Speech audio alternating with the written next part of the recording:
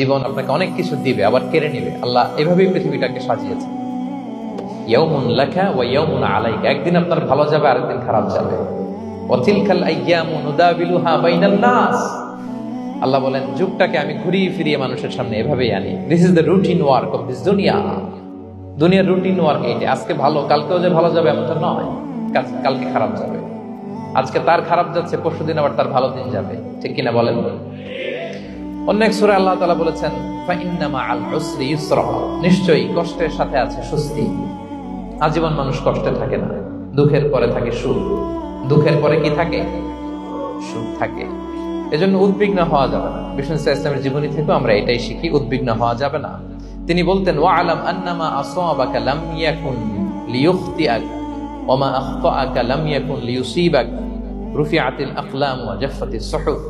ওনার cousin আব্দুল্লাহকে ডেকে বললেন, আব্দুল্লাহ, যেটা তুমি পাওয়ার সেটা তুমিই পাবা, কোনোদিন মিস হবে না। এটা তোমার, যেটা তোমার হওয়ার কথা ছিল এটা তুমি পাবাই, এটা মিস হবে না।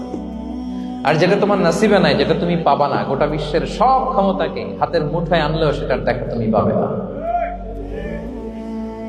তো এই জন্য উদ্বিগ্ন হয়ে লাভ আছে বলেন না। আমরা আমাদের সর্বোচ্চ চেষ্টাটুকুন করব, তারপর ফলাফলের জন্য আমরা ভরসা রাখবো, নির্ভর করবো একজন সত্তার উপর। আওয়াজ করে বলুন তো, তিনি কে?